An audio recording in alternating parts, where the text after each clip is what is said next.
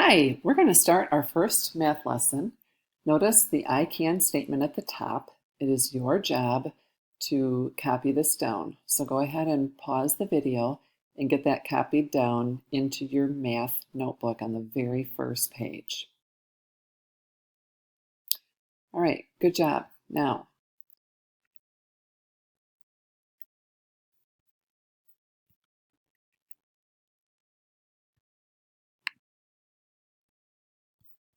what's going on here?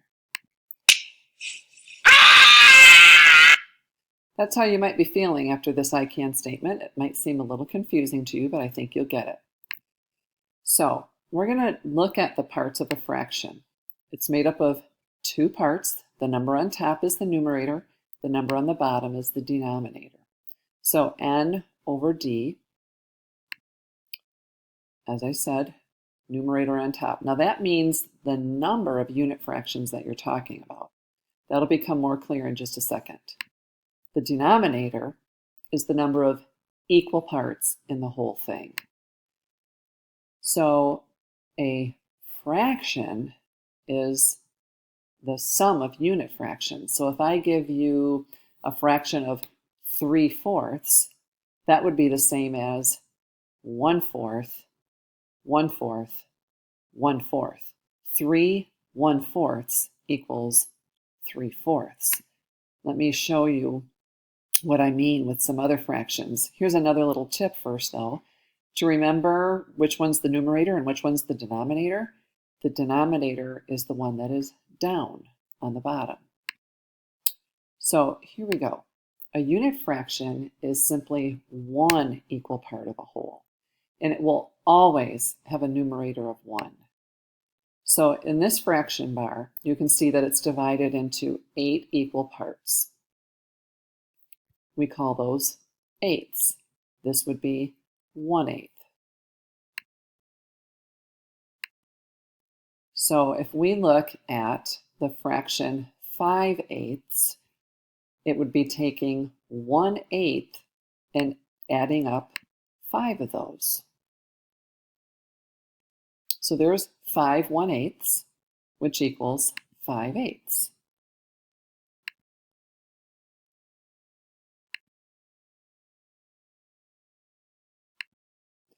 Now, when you add or subtract fractions, you'll notice that that denominator there, we still have eighths on the bottom of that final fraction. So the denominator is going to stay the same when you add or subtract fractions.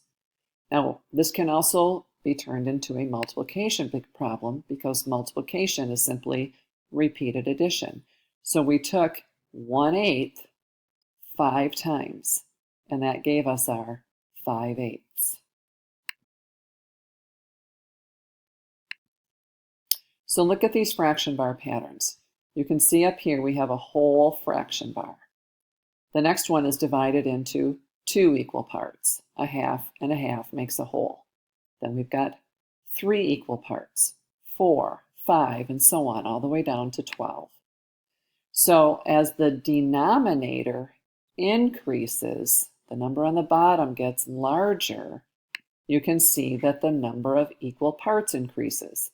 So fifths have 5 parts, sixths have 6 parts. So the size, though, of each part, when that number on the bottom gets larger, the size of the part is getting smaller and smaller because it takes 12 equal parts to make up the 12 twelfths, or a whole bar. So then those equal parts are going to get smaller and smaller as we go. So if the size of the whole remains the same, the more parts you have, the smaller each part becomes. Look at a pizza. If you are going to divide it into 6 parts, they're pretty big. But when you divide it into 8 equal parts, those pieces of pizza get smaller.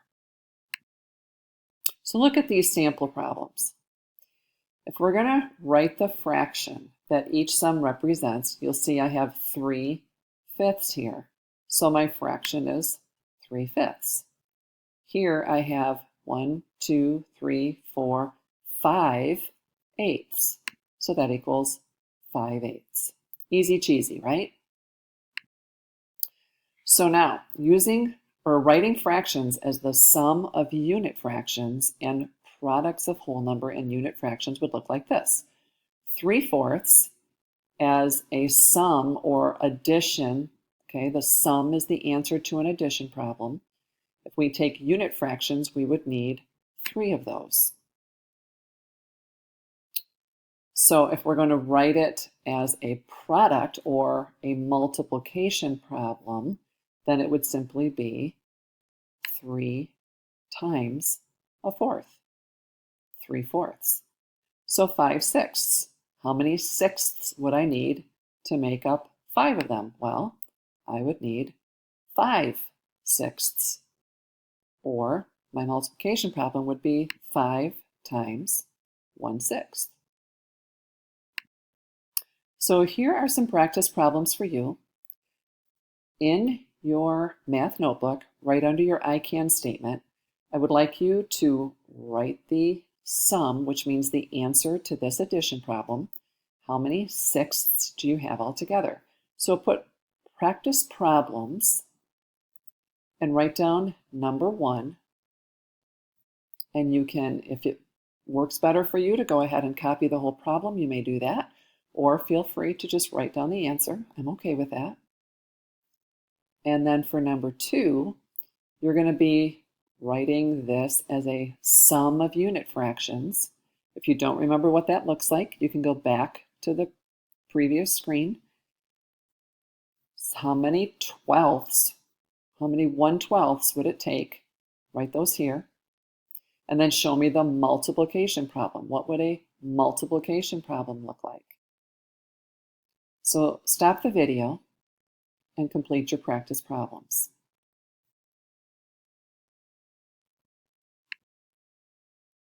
Okay, the answer to number 1, you are correct if you thought it was 4/6. So for number 2, it would take 7 1/12 to make 7/12. And as a multiplication problem, it would be 7 times 1/12. So congratulations if you got those right.